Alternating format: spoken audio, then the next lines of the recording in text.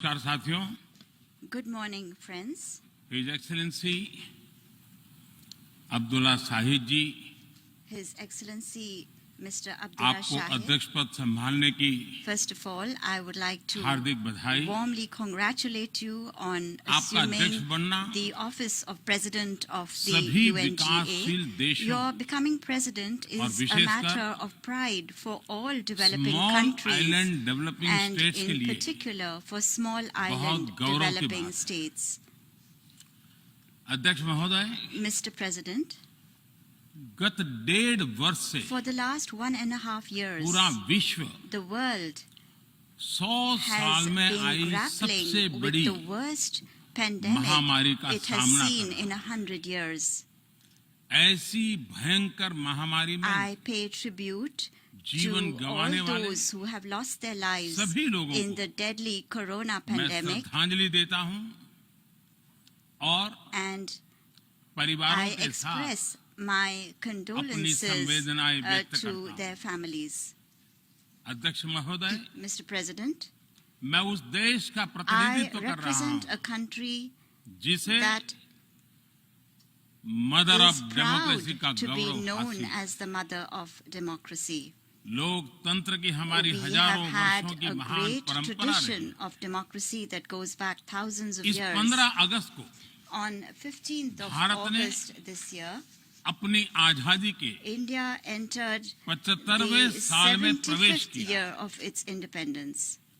हमारी विविधता Our diversity हमारे सशक्त लोकतंत्र is की the पहचान है। identity of our strong एक ऐसा democracy. देश It is a country जिसमें that has दर्जनों भाषाएं dozens हैं, of languages, सैकड़ों बोलियां हैं, hundreds of dialects, अलग अलग रहन सहन different खान पान। lifestyles and cuisines. ये vibrant This is democracy the का best बेहतरीन example of a उदाहरण है। vibrant democracy. ये भारत के लोकतंत्र की ताकत है। The strength of our एक democracy छोटा बच्चा is demonstrated जो by the कभी fact that a little एक boy रेलवे स्टेशन who के at टी one स्टॉल पर time used to help अपने his पिता father की मदद at करता his था, tea stall at the railway आज station is today चौथी बार addressing the भारत के United प्रधानमंत्री के Nations तौर पर General Assembly for the 4th time UNGA को as संबोधित Prime कर रहा है। Minister of India.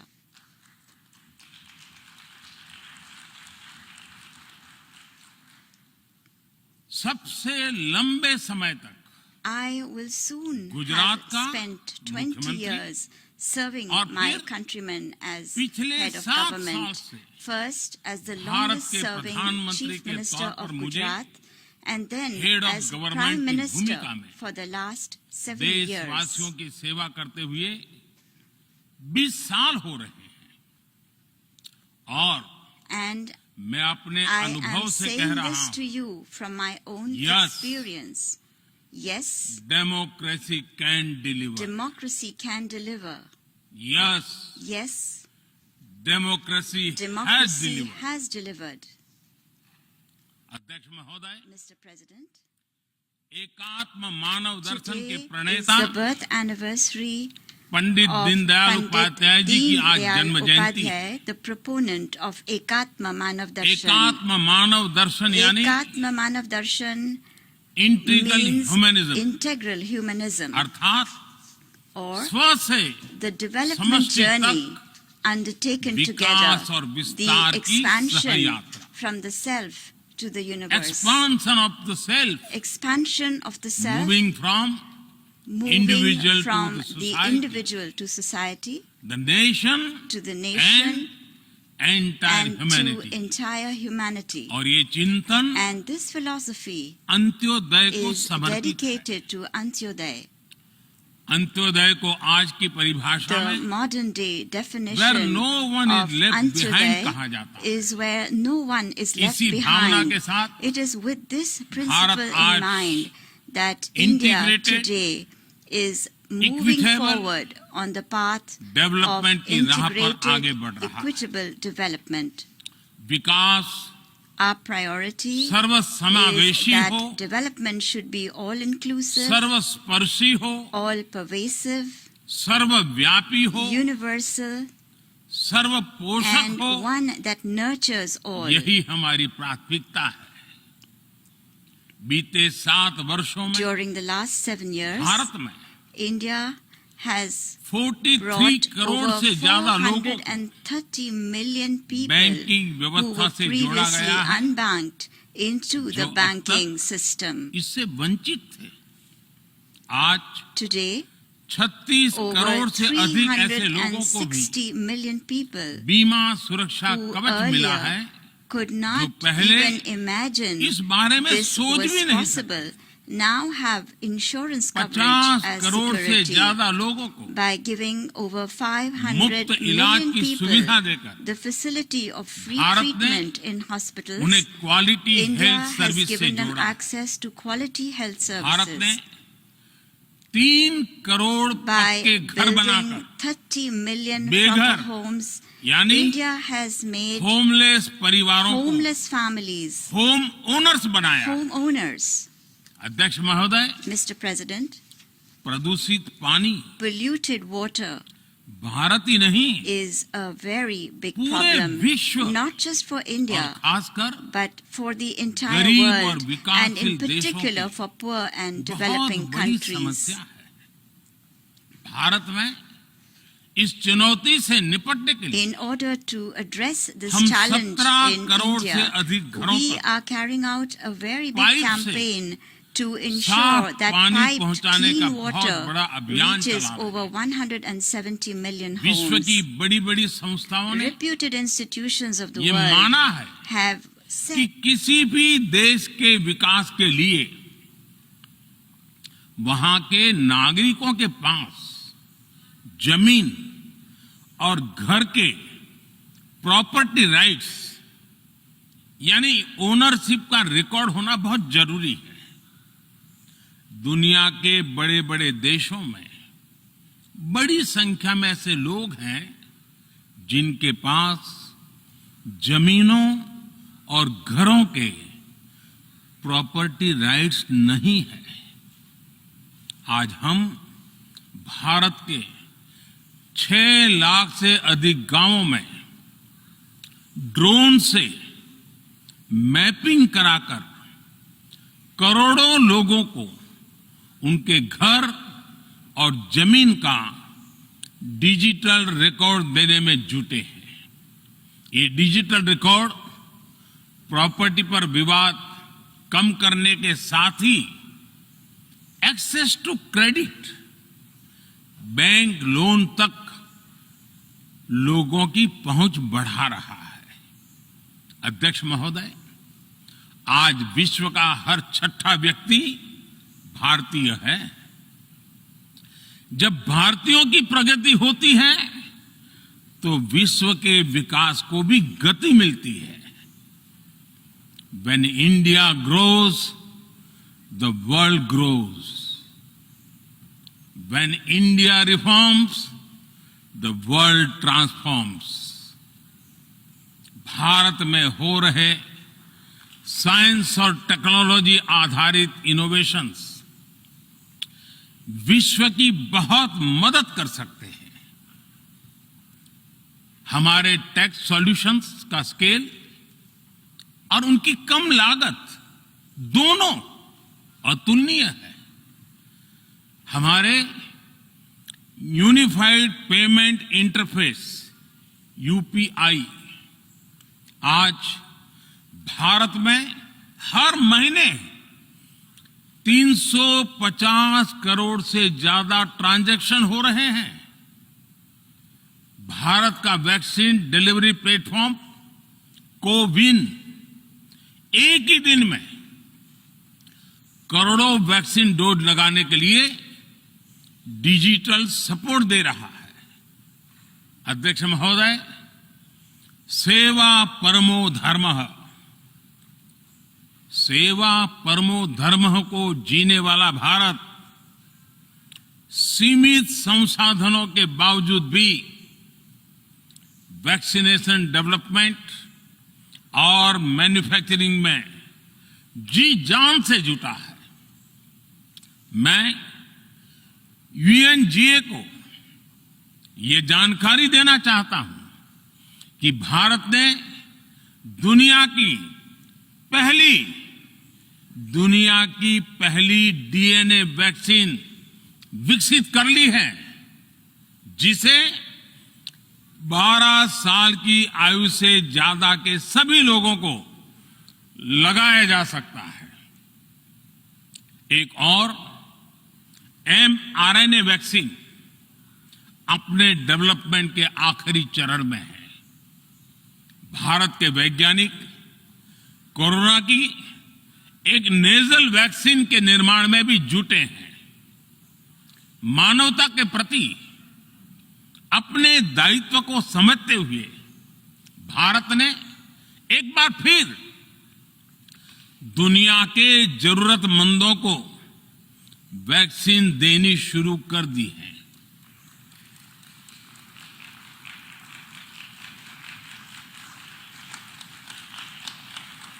मैं आज दुनिया भर के वैक्सीन मैन्युफैक्चरर्स को भी आमंत्रित करता हूं, कम make vaccine in India.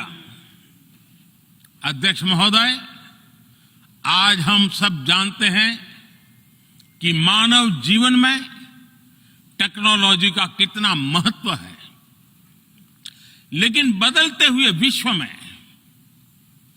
Technology with democratic values, ये सुनिश्चित करना भी आवश्यक है। भारतीय मूल के डॉक्टर्स, इनोवेटर्स, इंजीनियर्स, मैनेजर्स किसी भी देश में रहें, हमारे लोकतांत्रिक मूल्य उन्हें मानवता की सेवा में जुटे रहने की प्रेरणा देते रहते हैं। और ये हमने इस कोरोना काल में भी देखा है। अध्यक्ष महोदय, कोरोना महामारी ने विश्व को यह भी सबक दिया है कि वैश्विक अर्थव्यवस्था को अब और अधिक डाइवर्सिफाई किया जाए। इसके लिए ग्लोबल वैल्यू चेन्स का विस्तार आवश्यक है। हमारा आत्मनिर्भर भारत अभियान इसी भावना से प्रेरित है। ग्लोबल इंडस्ट्रियल डाइवर्सिफिकेशन के लिए भारत विश्व का एक लोकतांत्रिक और भरोसेमंद पार्टनर बन रहा है। और इस अभियान में भारत ने इकोनॉमी और इकोलॉजी दोनों में बेहतर संतुलन स्थापित किया है। बड़े और विकसित देशों की तुलना में क्लाइमेट एक्शन को लेकर भारत के प्रयासों को देखकर आप सभी को निश्चित ही गर्व होगा। आज भारत बहुत तेजी के साथ 450 गीगावाट रिन्यूएबल एनर्जी के लक्ष्य की तरफ बढ़ रहा है। हम भारत को दुनिया का सबसे बड़ा ग्रीन हाइड्रोजन हब बनाने के अभियान में भी जुट गए हैं। अध्यक्ष महोदय, हमें अपनी आने वाली पीढ़ियों को जवाब देना है कि जब फैसले लेने का समय था, तब जिन पर विश्व को दिशा देने का दायित्व था, वो क्या कर रहे थे। आज विश्व के सामने रिग्रेसिव थिंकिंग और एक्सट्रीमिज्म का खतरा बढ़ता जा रहा है। इन परिस्थितियों में पूरे विश्व को साइंस बेस्ड रेशनल और प्रोग्रेसिव थिंकिंग को विकास का आधार बनाना ही होगा। साइंस बेस्ड अप्रोच को मजबूत करने के लिए भारत एक्सपीरियंस बेस्ड लर्निंग को बढ़ावा दे रहा है। हमारे यहां स्कूलों में हजारों अटल टिंकरिंग लैब्स खोली गई हैं, इंक्यूबेटर्स बने हैं और एक मजबूत स्टार्टअप इकोसिस्टम विकसित हुआ है। अपनी आजादी के 75 वर्ष के उपलक्ष्य में जब हम आजादी का अमृत महोत्सव मना रहे हैं, भारत 75 ऐसे सैटेलाइट्स को अंतरिक्ष में भेजने वाला है जो भारतीय विद्यार्थी स्कूल कॉलेजों में बना रहे हैं। अध्यक्ष जी, दूसरी ओर रिग्रेसिव थिंकिंग के साथ जो देश आतंकवाद का पॉलिटिकल टूल के रूप में इस्तेमाल कर रहे हैं, उन्हें ये समझना होगा कि आतंकवाद उनके लिए भी उतना ही बड़ा खतरा है। ये सुनिश्चित किया जाना बहुत जरूरी है कि अफगानिस्तान की धरती का इस्तेमाल आतंकवाद फैलाने और आतंकी हमलों के लिए न हो।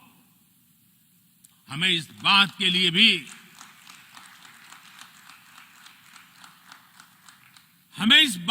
भी सतर्क रहना होगा कि वहां की नाजुक स्थितियों का कोई देश अपने स्वार्थ के लिए एक टूल की तरह इस्तेमाल करने की कोशिश न करें। इस समय अफगानिस्तान की जनता को, वहां की महिलाओं और बच्चों को, वहां की माइनॉरिटीज को मदद की जरूरत है और इसमें हमें अपना दायित्व निभाना ही होगा। अध्यक्ष महोदय, हमारे समंदर भी हमारी साझी विरासत है, इसलिए हमें ये ध्यान रखना होगा कि ओशन रिसोर्सेज को हम यूज करें, एब्यूज नहीं। हमारे समंदर अंतर्राष्ट्रीय व्यापार की लाइफलाइन भी है। इन्हें हमें एक्सपांशन और एक्सक्लूजन की दौड़ से बचाकर रखना होगा।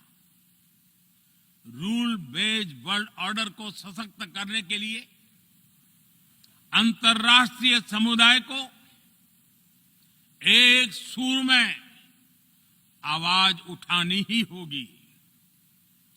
सुरक्षा परिषद में भारत की प्रेसिडेंसी के दौरान बनी विस्तृत सहमति विश्व को मैरीटाइम सिक्योरिटी के विषय में आगे बढ़ने का मार्ग दिखाती है।